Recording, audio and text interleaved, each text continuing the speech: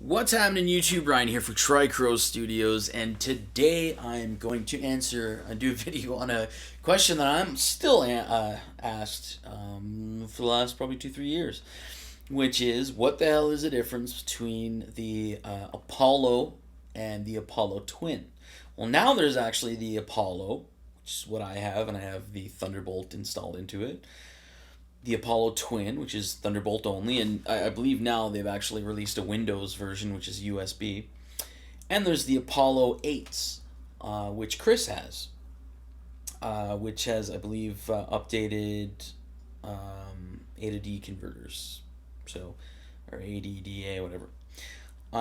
But pretty much the Apollo to the Twin difference is the Apollos are rack mounted. And they have a lot more inputs to them. Generally, they have a minimum of 8. Mine has 8 TRS inputs on the back and 4 XLR inputs on the back. They cannot be used together. So I can't use TRS1 with XLR1. But there's also ADAT built into the back of both of the units. The Twin is a 2 input, so it has a combo XLR and TRS jack on the back, and it also has a high Z, whereas the Apollo has 2 high Zs. Very easy, right?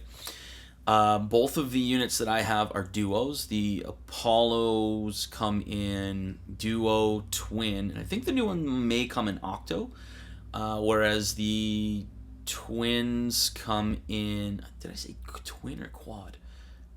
Duo, quad, and octo.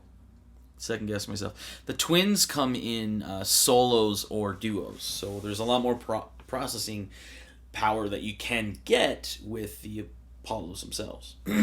So, what I'd like to do now is actually show you the UAD2 software and the console software itself, and I'll show you the console twin versus just the regular duo and what you can kind of do with it. Anyway, let's get started.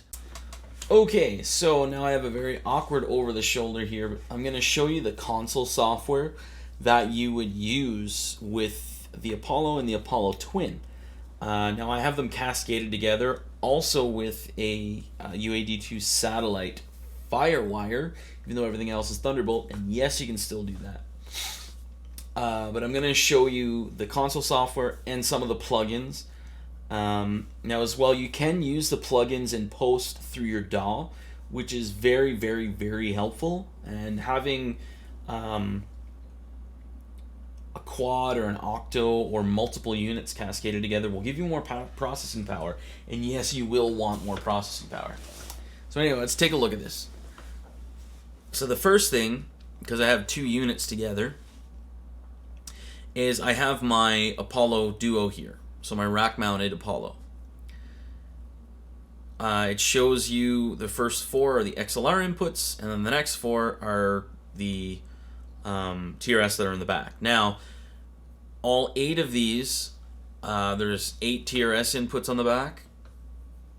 So all of these are controllable. You just switch it from mic to line. Then you have your digital. So if you have like your ADAT and everything plugged in, which I do not have one right now, but you can add more inputs using ADAT, and as well your SPDIF or whatever you call it. Next, over here is the twin. So you can see that there's 2 XLR inputs, and then there's also I believe there's ADAT in the back. Pretty sure there is, but yeah, you can use your ADAT to get more inputs on it. So you can cascade them all together. So you can see that over here I have my Duo, my rack mounted, and then I have my tabletop version or desktop version, which has the 2 inputs. So the benefit of these, especially with the Apollos versus the satellites, is that if you don't have any external preamps, you can actually use, if you've bought them, something like a 1073. So you're now tracking with a Neve 1073, which is, there's subtle differences. Obviously, it's not exactly like tracking through a hardware version, but it's very close. It's a very honest replication, I would say. So now you're using this microphone preamp. If you don't have that, say you want to use a different flavor, there's also the Universal Audio 610 right here, which I have the hardware version and both of the software versions. So I will do a comparison video on that later on. But there's also the Neve 88RS and the API Vision Strip, which has a 212C, I think. Let's remove and get the Vision Strip. So yeah, so it has the 212 portion, which is the same thing as the 512 that I have. So I can do a comparison on that as well.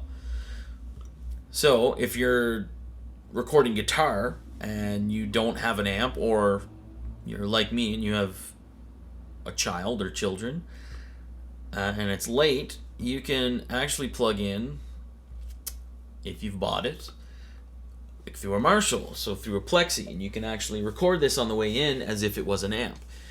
Now, there's obviously, again, subtle differences. You may have to play around with it to make it sound kind of exact, or as close as you can to exact, but it's still a great amp to use, and you're using it on the way in. Now, there's also different things, like if you go to all, go to Studer. Now, I'm only going to show you ones that I have. So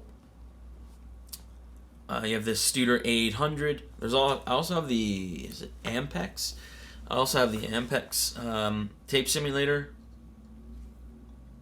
So people like this because it moves, but it sounds amazing as well. And another one that's quite a favorite of mine that I have is the Shadow Hills mastering compressor. Now I have a lot of these plugins, and I will be showing you some in the future, but I'm just showing you a few of these here that you can use. You do have to purchase them, or otherwise you get either a week or 2 week demo. So yeah, that is pretty much the difference between the Apollo and the Apollo Twin. Hopefully I've covered everything here. I kind of wanted to look at the console software more than the actual units, because you can get really that information anywhere. So hopefully that's been helpful for you. If you have any questions, go ahead and comment on the video, or you can PM us or DM or whatever the hell it is now. And we'll get back to you as soon as we can, and hopefully give you a hand. Thanks for watching.